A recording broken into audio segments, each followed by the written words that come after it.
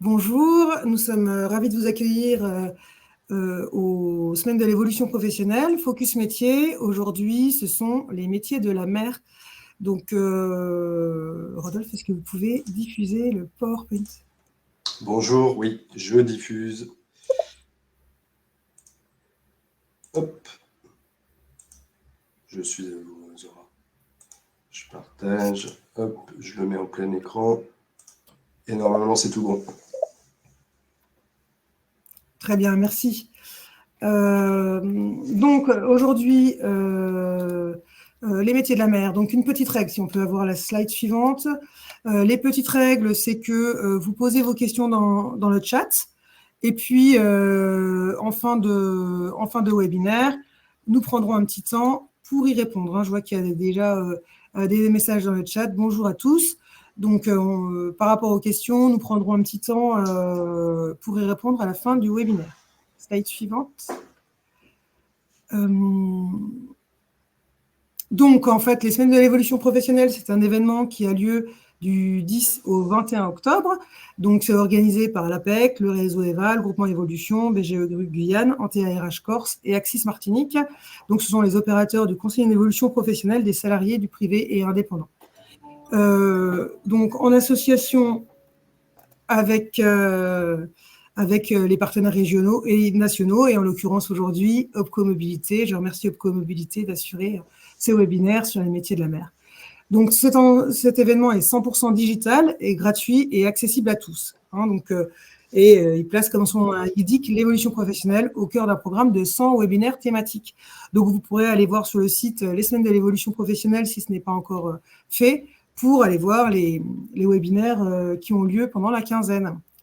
Donc, sur la slide suivante, nous avons nos noms. Donc, moi, je suis Zora Amara, directrice de projet du conseiller en évolution professionnelle sur le Grand Est.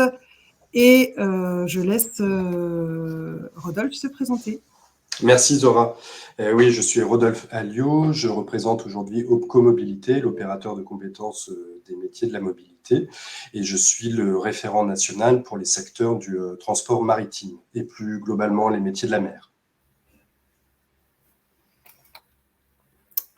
Eh bien, rentrons dans le vif du sujet, les métiers de la mer et des fleuves. À vous, Rodolphe.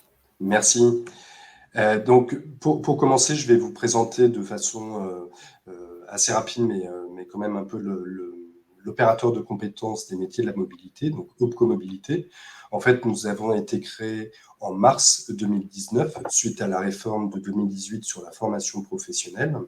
Nous avons obtenu notre agrément le 1er avril 2019 et nous sommes constitués de 18 branches professionnelles et la RATP qui a un statut un petit peu spécifique à la fois entreprise et branche professionnelle. Et nos missions, c'est de mettre en œuvre et de décliner les politiques de formation et de GPEC, donc de gestion prévisionnelle des emplois et des compétences, des 18 branches qui constituent Opco Mobilité. Donc les 18 branches, vous allez pouvoir les retrouver sur la slide d'après.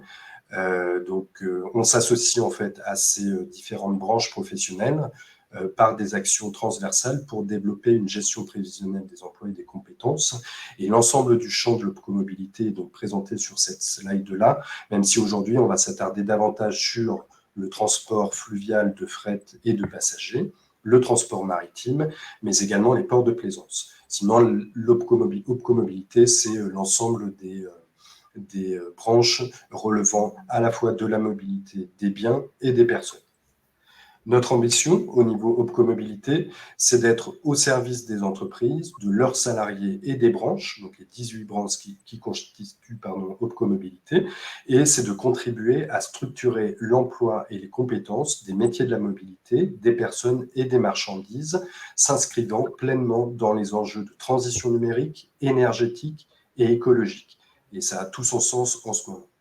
Nos actions au niveau d'Opco Mobilité, ça peut se résumer en 4 champs, 4 interventions. Donc, le premier, c'est conseiller pour apporter des réponses individualisées auprès des différentes entreprises du champ de la mobilité.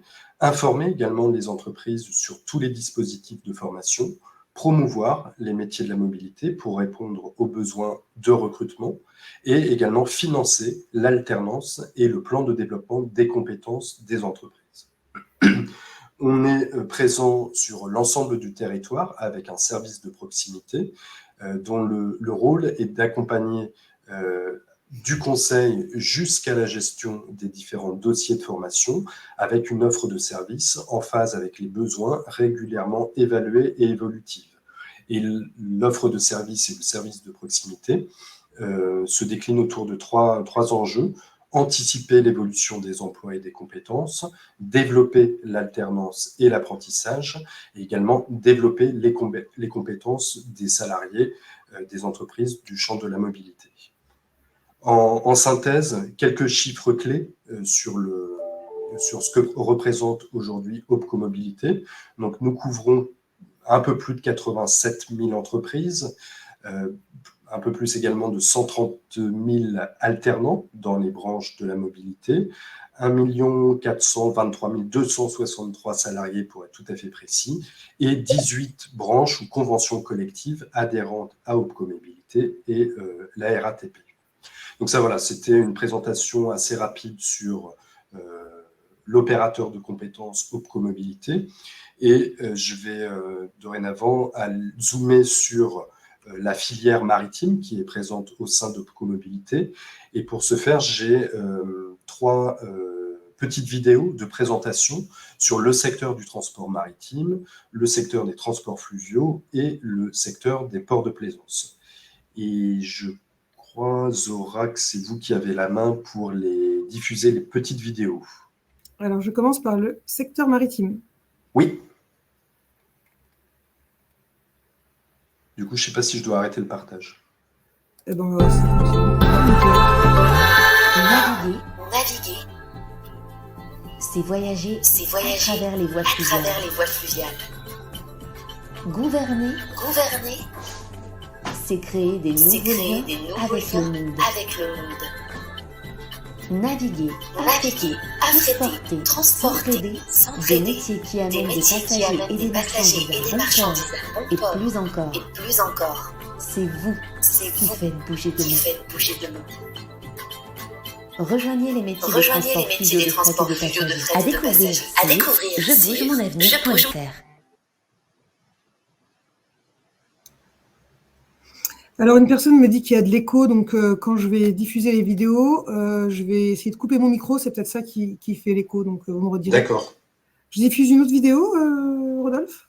Oui, allez-y. Ah.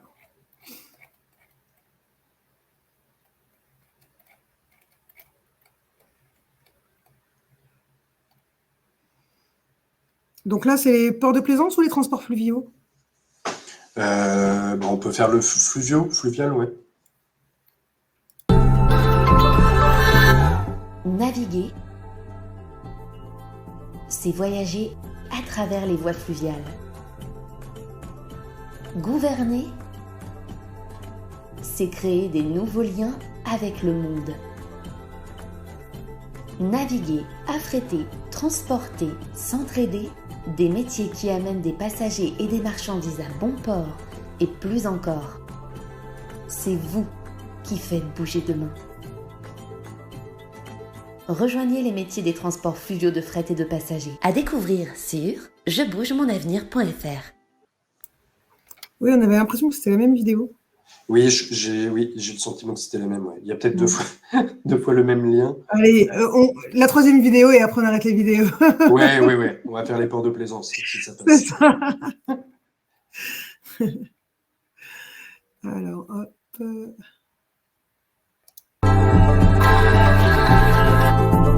Accueillir, c'est ouvrir ses portes au monde. Entretenir, c'est prendre soin des biens de tous. Accueillir, organiser, conduire, observer, c'est vous qui faites bouger demain.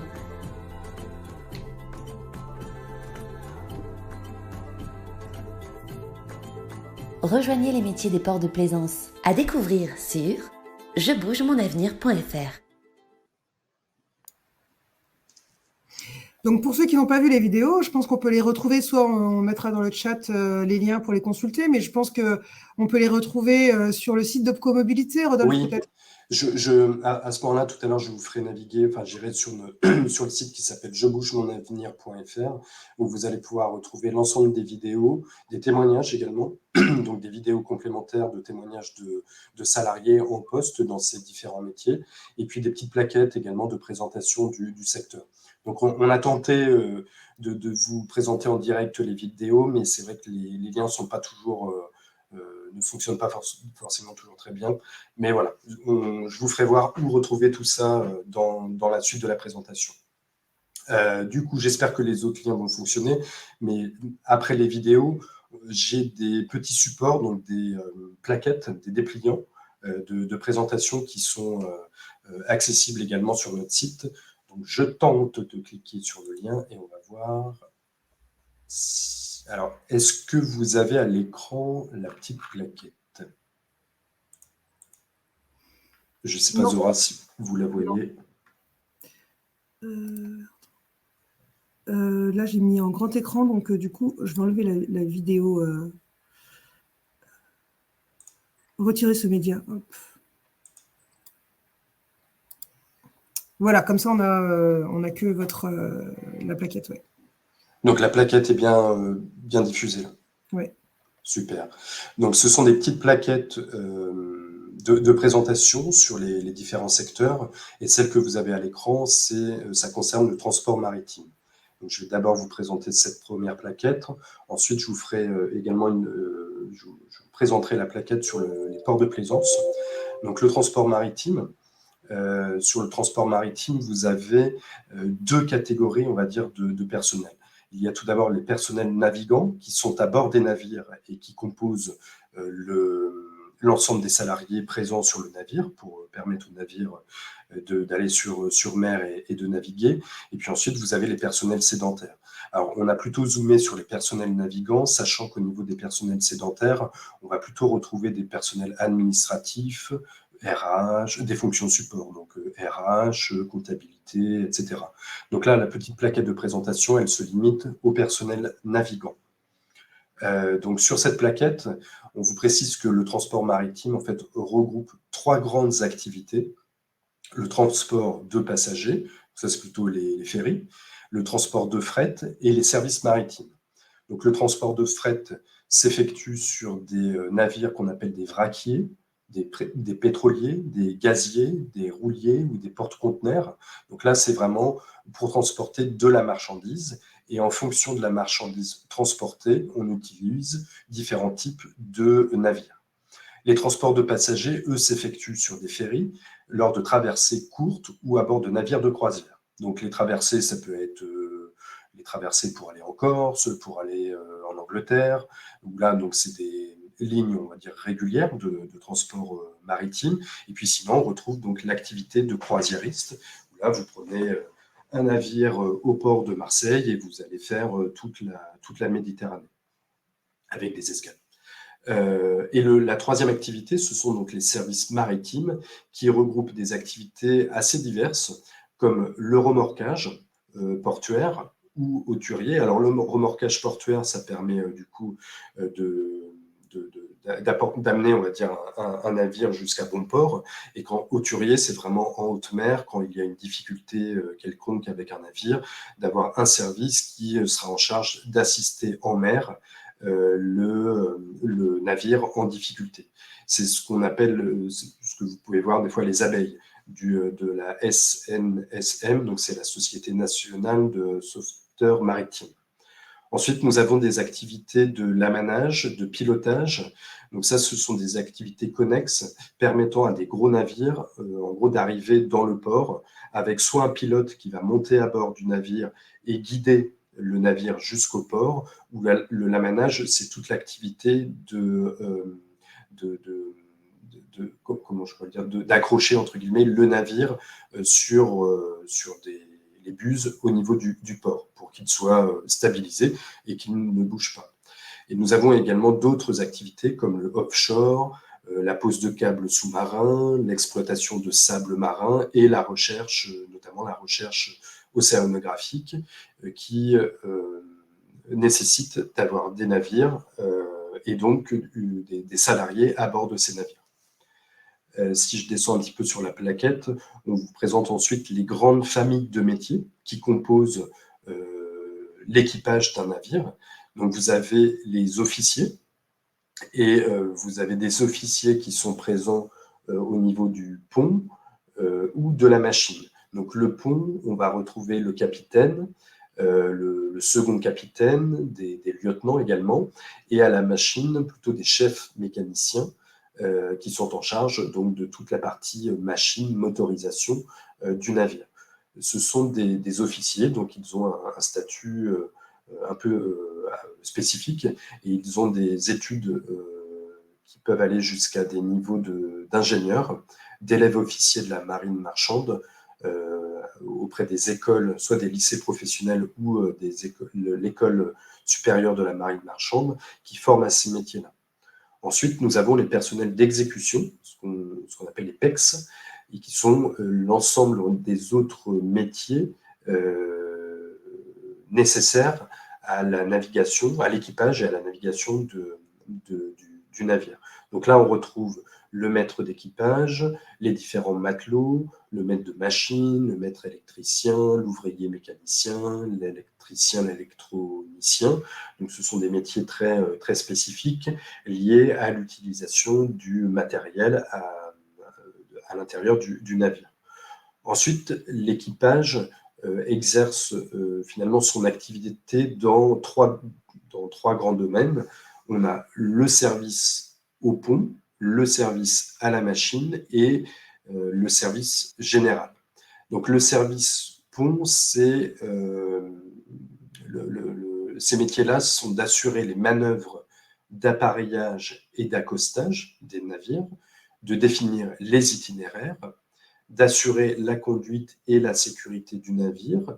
Donc, on retrouve des métiers tels que matelot pont sur des navires à passagers, des officiers chefs de quart, des seconds capitaines, des capitaines de petits navires, des capitaines de service, etc. Ensuite, le second domaine, c'est le service machine. Et là, ces métiers-là sont faits pour garantir le fonctionnement des fonctions vitales d'un navire et assurer son entretien dans les domaines de la mécanique, de la maintenance préventive, de l'électricité, de l'électrotechnique et de l'hydraulique. Donc on est sur des métiers par exemple de mécanicien machine, de chef mécanicien, grande puissance ou petite puissance. Donc ce sont les personnes en charge de tout l'entretien de la mécanique et de la maintenance du navire. Enfin, le troisième domaine de métier, ça va être le service général. Et là, on retrouve les agents du service général, ADSG, qui assurent le service aux passagers ou à l'équipage du navire. Ils exercent en fait des métiers ou des activités plutôt d'hôtellerie ou de restauration. Et donc là, on va retrouver des cuisiniers, des maîtres d'hôtel, des garçons, des barman et ainsi de suite. Donc on est sur des métiers plutôt de service à destination soit de la clientèle, quand on est sur un ferry, soit de l'équipage qui constitue le navire. Donc ces trois domaines, c'est ce qu'on appelle en fait l'équipage du navire. Comme je vous le disais également en introduction, on a d'autres métiers plutôt orientés vers le sédentaire, donc les personnes qui font partie d'une société de transport maritime, mais qui ne sont pas sur le navire. Mais là, aujourd'hui, on zoome sur ces métiers dits de navigants. Au niveau des formations, pour ces métiers de navigants, on a des formations du CAP au titre d'ingénieur. Il existe vraiment une filière de formation complète, assez dense, et qui est dispensée notamment dans les lycées professionnels maritimes et dans l'École nationale supérieure maritime. Donc l'École nationale est présente sur 4 régions en France, donc en Normandie, en Bretagne, en Nouvelle-Aquitaine et en PACA. Et les lycées professionnels maritimes, alors généralement, ils sont plutôt sur les façades maritimes, mais ils peuvent être présents sur d'autres régions, comme le nord de la France, les Pays de la Loire, etc. Au niveau des diplômes, donc on a mis quelques exemples de diplômes qui permettent d'accéder à des métiers du transport maritime. Et on retrouve par exemple le CAP maritime matelot mécanicien, le bac pro EMM, donc électromécanicien marine, le bac pro polyvalent pont et machine, le BTS MASEN, donc maintenance des systèmes électronavals, et le DESMM, donc ça c'est le diplôme d'études supérieures de la marine marchande, pardon, et qui donne ce niveau d'ingénieur navigant pour être officier de première classe de la marine marchande ou officier à la machine également en tant que chef mécanicien. Donc ça, ce sont vraiment des titres et des diplômes spécifiques au transport maritime. Après, vous avez d'autres diplômes, hein, d'autres formations, on va dire non spécifiques au domaine maritime, et pour autant qui permettent d'exercer dans les métiers des services généraux. Et là, on retrouve des diplômes de tourisme, d'hôtellerie, de restauration, d'autres diplômes du transport ou de la logistique, ou même des spécificités liées à l'électronique ou à l'électricité, qui peuvent permettre à la fois d'accéder à des métiers de techniciens, mais également les métiers des services généraux, de services, d'hôtellerie, etc. Alors, la profession de marin, de marine marchande, est une profession réglementée, soumise à des conditions d'accès et d'exercice précises. Donc, des formations qui doivent être complétées par des temps de navigation pour obtenir un brevet professionnel. Ça, c'est le cas quand vous êtes diplômé de l'école de la marine marchande pour être élève officier. Vous devez, en tant qu'élève officier, avoir un temps de navigation vous permettant de valider votre diplôme et d'obtenir votre brevet professionnel. Alors, ce n'est pas le brevet des collèges, hein, c'est un brevet spécifique, le brevet professionnel, pour être reconnu en tant que capitaine. Ensuite, il y a des formations complémentaires ou des qualifications spécifiques qui peuvent être nécessaires à l'exercice du métier, notamment des formations médicales, de premiers secours, voire avancées aussi, parce que sur un navire, il n'y a pas forcément un médecin sur chaque navire, donc il faut être en capacité d'apporter les premiers soins en cas de besoin, de lutte contre les incendies, d'exploitation des canaux de sauvetage, et également l'exercice du métier de marin est soumis à un certificat d'aptitude médicale délivré par la Direction des Affaires maritimes. Sur les métiers, sur cette petite plaquette, on fait un petit zoom également sur certains métiers. Donc, le métier de marin, en fait, enfin les métiers de marin peuvent s'exercer soit à proximité des côtes, et là ce sont des liaisons régionales ou des services portuaires. Le temps en mer varie de 24 heures à 15 jours. Quand vous faites des liaisons, je sais pas, par exemple, pour faire la Normandie, aller jusqu'en Angleterre, c'est des rotations de 7 jours. C'est-à-dire que les personnes sont à bord d'un navire pendant 7 jours et font l'aller-retour entre l'Angleterre et puis la France, et sont ensuite à terre pendant 7 jours. Donc, c'est vraiment des conditions de travail qui sont assez spécifiques, propres à ce secteur d'activité. Et puis sinon, vous avez la possibilité aussi de voyager et d'aller à l'autre bout du monde. C'est ce qu'on appelle les longs cours, où là, on est plutôt sur des transports de marchandises. Alors, ce qu'on voit, les transports avec soit les grands pétroliers, les navires pétroliers, les navires avec des porte-conteneurs, où là, du coup, les navires font vraiment transitent sur l'ensemble des mers et des océans de la Terre, et donc vous pouvez partir plusieurs semaines, voire plusieurs mois. Donc les périodes d'embarquement, en fait, sont compensées par des périodes à peu près équivalentes de repos à terre. C'est-à-dire que quand vous êtes embarqué et que vous partez pour 4-5 semaines, une fois que le navire est de retour, vous avez également le même temps à terre de repos équivalent à votre temps d'embarquement. Sur le navire, sinon, le marin alterne des périodes de travail et des périodes de repos qu'il partage avec le reste de l'équipage. Donc, il faut apprécier la vie en communauté parce qu'il est difficile de quitter un navire quand il est en pleine mer. La vie de marin, sinon, permet de découvrir des nouveaux horizons, de travailler en contact avec la nature, et puis les métiers de la navigation sont également très exigeants. Ils demandent des compétences techniques, des facultés d'adaptation aux innovations technologiques. On parle de plus en plus de nouvelles motorisations pour les navires, et donc ça va passer aussi par de l'innovation, des nouvelles formations pour pour être en capacité de comprendre le mécanisme de ces nouvelles motorisations et être en capacité d'avoir les compétences nécessaires, en tout cas pour exercer sur ces nouveaux navires.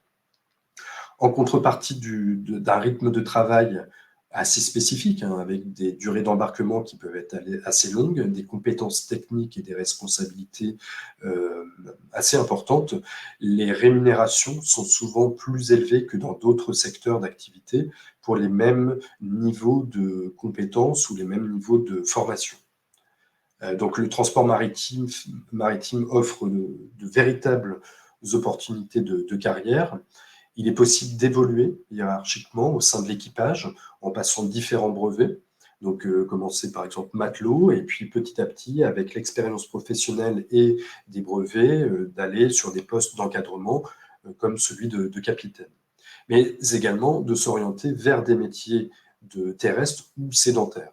C'est-à-dire que des personnels navigants peuvent au sein éventuellement d'une même entreprise, se réorienter pour être à terre au sein des équipes sédentaires de l'entreprise. Quelques chiffres, sinon sur le secteur. Alors, le secteur du transport maritime, donc la navigation maritime, regroupe 320 entreprises françaises. Ça représente 15 000 salariés et on a une flotte de 230 navires de transport maritime sous pavillon français. Donc, ce sont vraiment des entreprises qui sont implantées en France et qui naviguent avec des salariés français. Pour autant, il peut y avoir également une main-d'œuvre étrangère, mais nous avons bien 230 navires de transport maritime sous pavillon français. En quelques chiffres sur le transport de marchandises par le biais du transport maritime, ça représente 360 millions de tonnes de marchandises traitées en France en 2019 et 27 millions de passagers transportés par voie maritime en 2019. Ça, ce sont des chiffres 2019. Les chiffres 2020, vous vous doutez bien qu'avec le Covid, les chiffres étaient plutôt en baisse. On est en attente des chiffres 2021 et puis 2022 pour remettre à jour notre petite plaquette, mais ça vous donne quand même un peu une photographie à la fois du volume de marchandises transportées et du nombre de passagers transportés par les navires. Et ensuite, sur la plaquette, vous allez retrouver en fait des témoignages de salariés d'entreprises qui apportent un petit éclairage sur leur métier. Donc, par exemple, je vais prendre Sandrine, qui est matelot sur un ferry et qui nous dit c'est un métier très vivant car nous sommes directement en contact avec les passagers. Grâce à ce métier, je suis en mer tous les jours. On a deux Julie, d'ailleurs. Moi, je vais prendre Julie, la deuxième, qui est chef mécanicien sur porte-conteneurs. Et donc, Julie nous dit qu'à ce poste, on est chargé de tout ce qui concerne la machine au sens large, qu'il s'agisse des moteurs, de la production d'eau et d'électricité, de la gestion du fioul, de la climatisation. Un porte-conteneur, c'est un peu comme une petite ville, nous produisons tout à bord.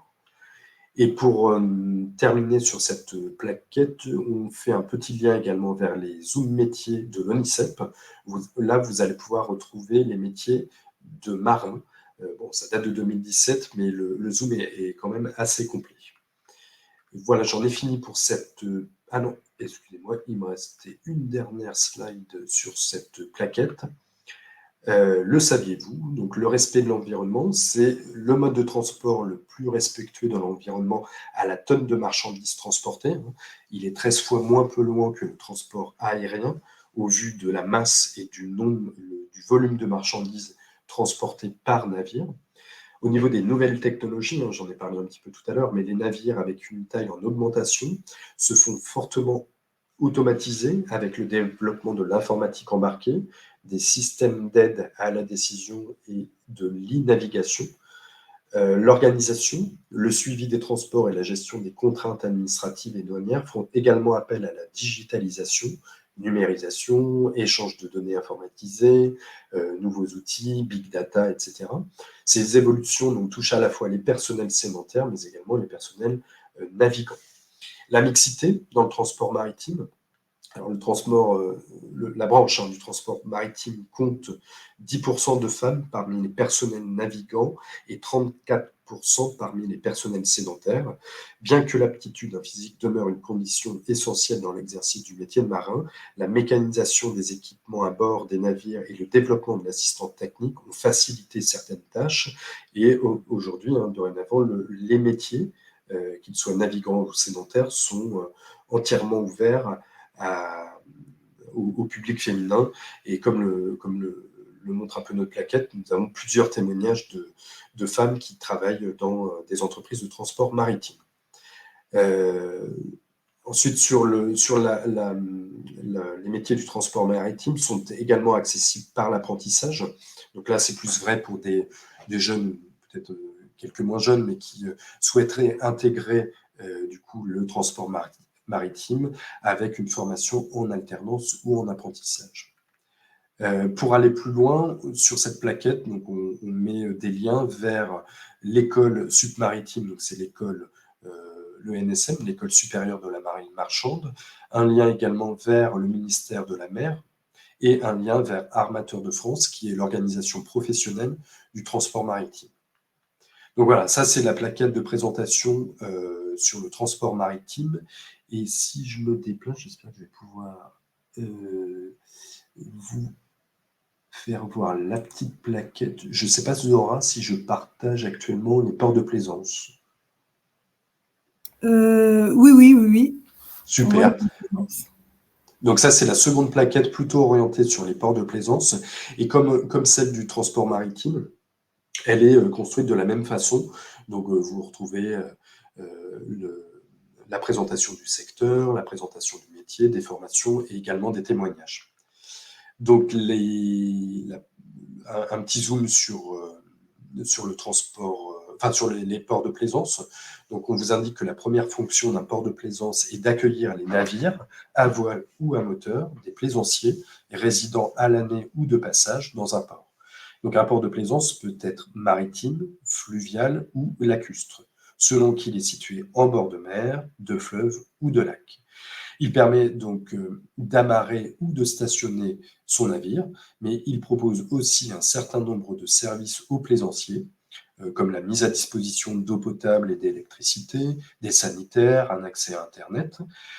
Certains ports de plaisance ont aussi des équipements spécifiques, des pompes à carburant, des stations d'eau noire ou usagée, des cales de mise à l'eau, des aires de carénage et des grues pour sortir les bateaux de l'eau. C'est la capitainerie qui est chargée de la gestion, de la surveillance du port et qui assure le pilotage en cas de météo compliquée, de manœuvres risquées et également l'accueil des navires.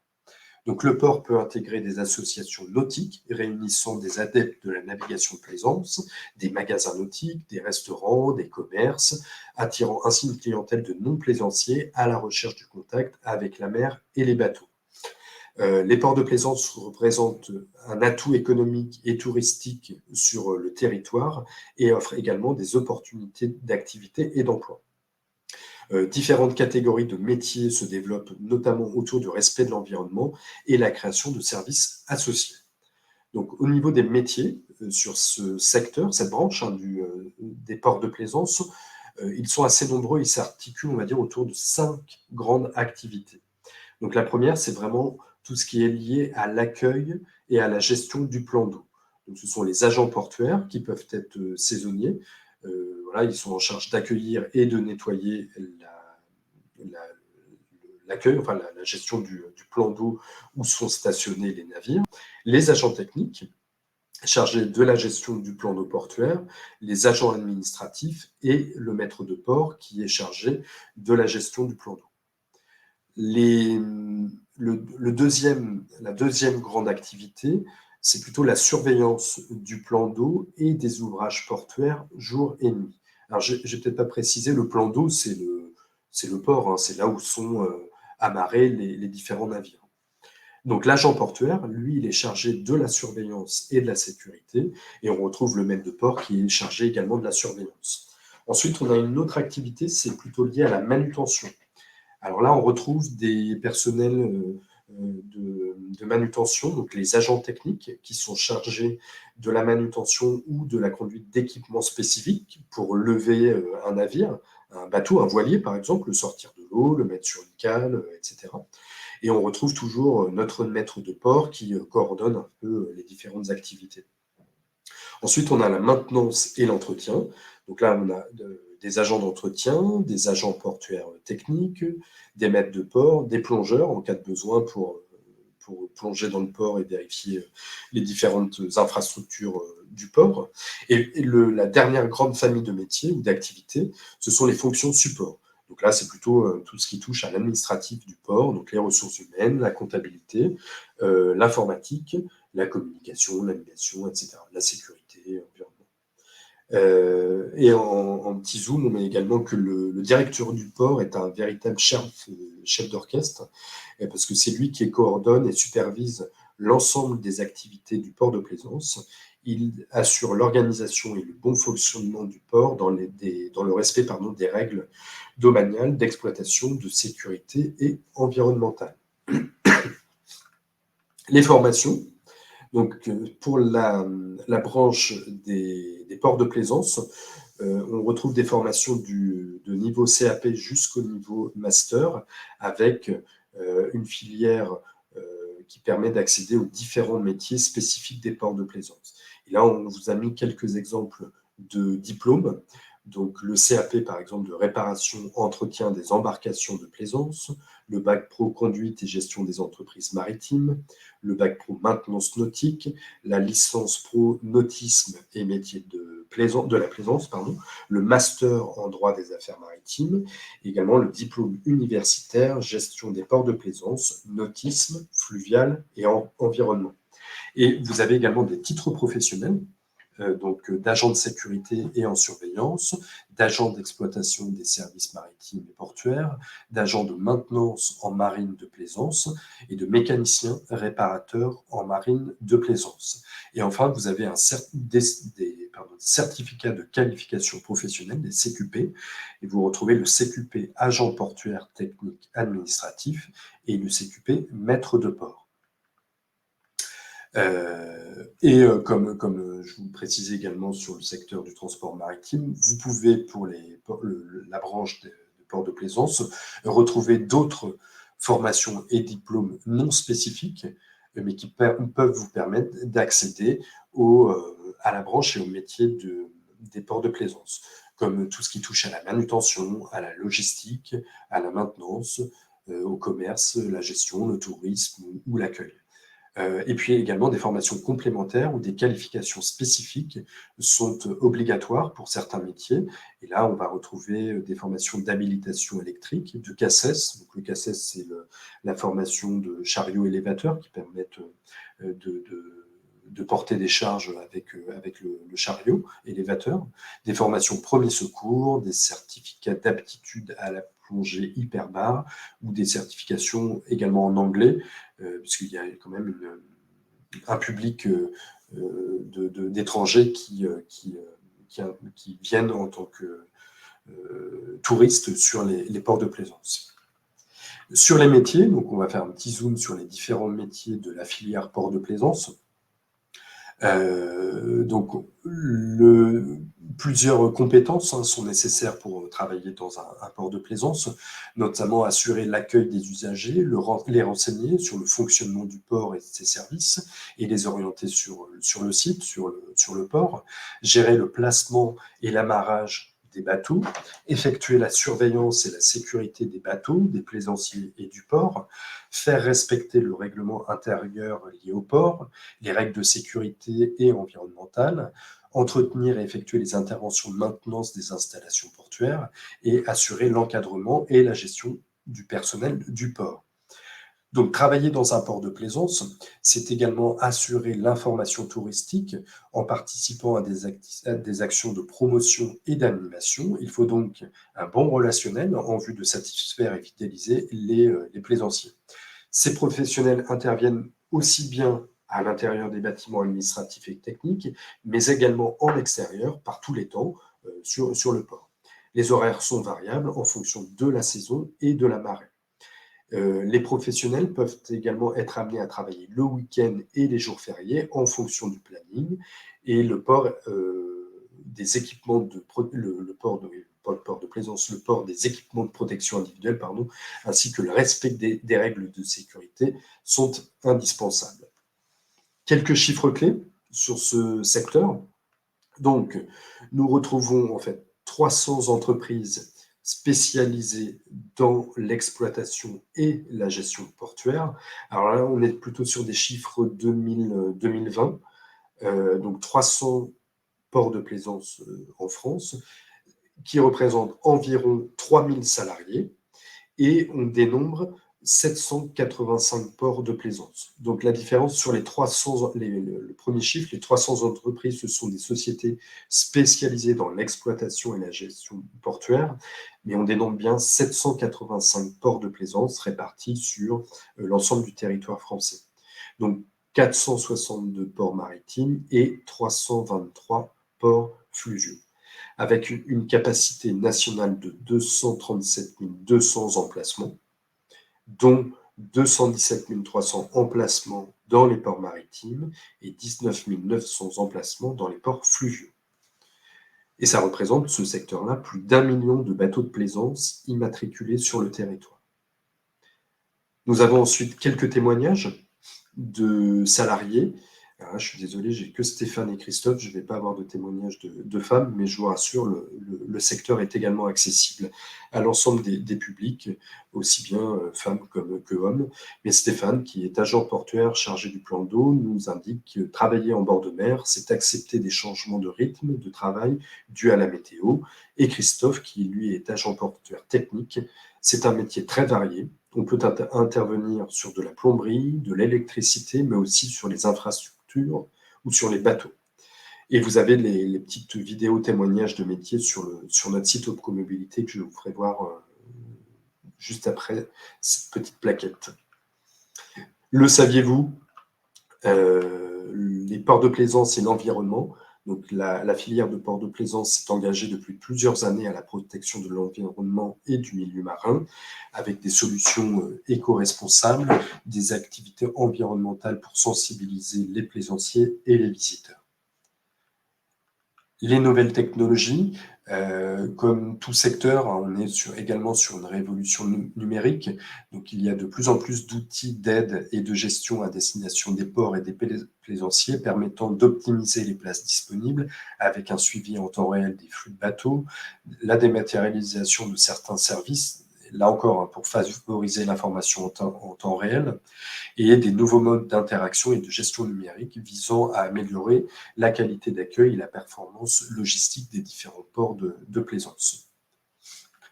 Et puis, la dernière petite page, c'est dédié à l'apprentissage, comme je pouvais vous le présenter tout à l'heure.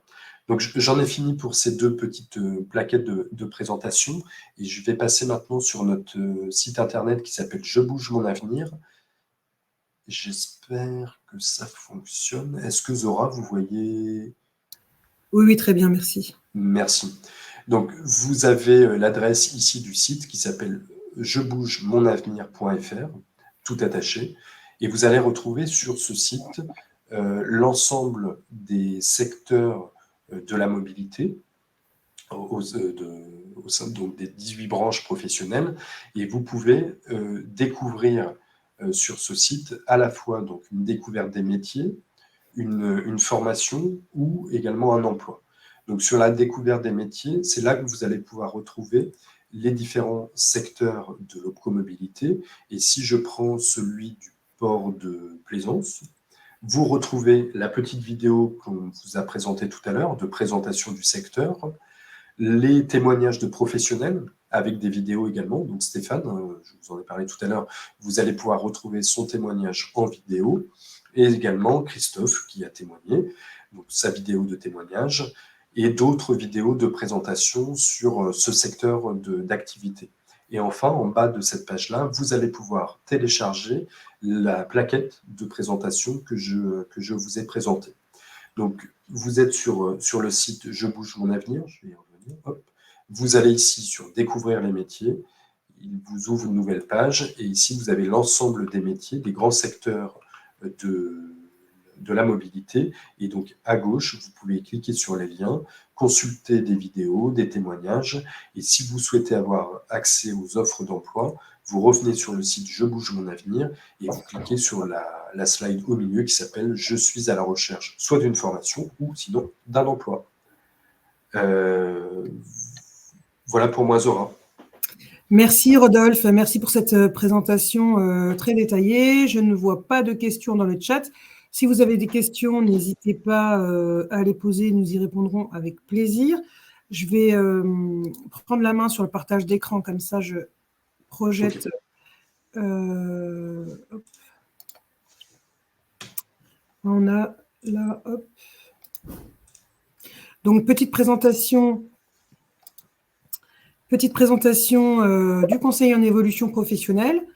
Donc, rapidement, le conseil en évolution professionnelle, c'est un service d'appui à tous les salariés indépendants pour faire le point sur sa situation professionnelle et, le cas échéant, élaborer, formaliser et mettre en œuvre une stratégie visant l'évolution professionnelle. Donc, comme vous pouvez le voir, c'est complètement gratuit, confidentiel, c'est neutre, accessible et impartial. Hein, quand on dit gratuit, c'est vraiment gratuit, c'est-à-dire qu'il n'y a pas de prise en charge de demande de financement à mettre en œuvre. Vous appelez un numéro et on vous fixe un rendez-vous directement. Donc, le conseil en évolution professionnelle est universel, il s'adresse à tous. Hein, donc, pour les salariés du secteur privé et les travailleurs indépendants, ce sont les organismes que j'ai cités tout à l'heure. L'APEC pour les cadres, Pôle emploi pour les demandeurs d'emploi, les missions locales pour les moins de 26 ans et les Cap emploi pour les personnes en situation de handicap. Quel est l'objectif du conseil en évolution professionnelle ? Il accompagne dans l'élaboration, la formation et la formalisation et la mise en œuvre d'une stratégie qui peut viser l'évolution professionnelle, le développement des compétences, par exemple, trouver une formation, développement des compétences, faire une formation pour développer ses compétences, la reconversion ou la transition professionnelle, ça c'est pour se reconvertir, la reprise ou la création d'activités, la certification de professionnel, par exemple dans le cadre d'une validation des acquis de l'expérience, et la mobilité interne ou externe. Donc il y a différents objectifs au conseiller en évolution professionnelle et pas seulement la reconversion. Donc c'est un conseil individualisé et adapté qui permet d'exprimer sa demande et son besoin, accéder à un premier niveau d'information sur les métiers, l'offre de formation, l'environnement, les dispositifs de financement, identifier les démarches possibles et l'éventuelle suite à donner. Donc, c'est un accompagnement personnalisé qui permet d'accéder à toute information utile à l'élaboration et à l'analyse de la faisabilité du projet et de construire un plan d'action pertinent et être accompagné dans sa mise en œuvre. Donc, pour prendre un rendez-vous avec un conseiller, très facile, vous allez sur mon-cep.org et donc là, en fonction de votre statut et de votre lieu d'habitation, vous aurez toutes les informations utiles pour joindre l'opérateur et prendre un rendez-vous avec un conseiller.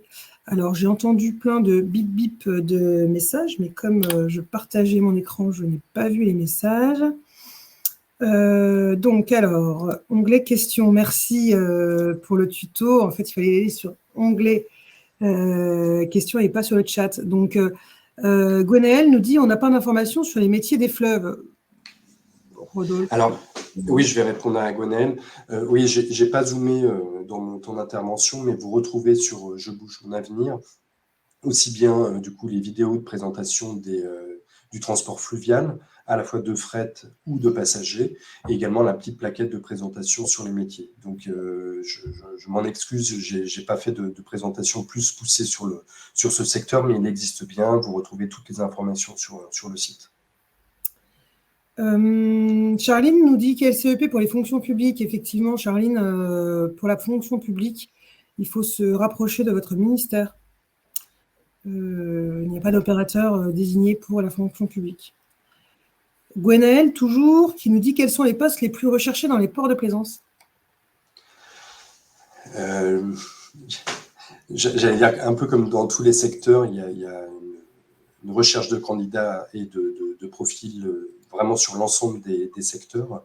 Donc, il n'y a pas un métier plus spécifiquement recherché que d'autres. Donc, voilà, on est vraiment sur un ensemble de métiers qui peuvent faire l'objet de recherche, aussi bien sur des métiers plutôt sédentaires que sur les métiers de navigants. Donc voilà, du coup, il n'y a pas un métier qui va ressortir vraiment plus qu'un autre dans les recherches. Donc, Charline posait un peu la même question que Gwenaëlle, c'est-à-dire quels sont les principaux métiers en tension dans ce secteur?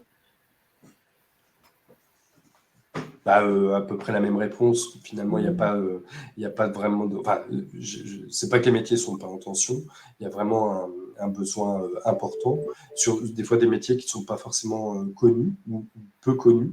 Et donc voilà, je vous invite vraiment à vous renseigner sur ce secteur-là.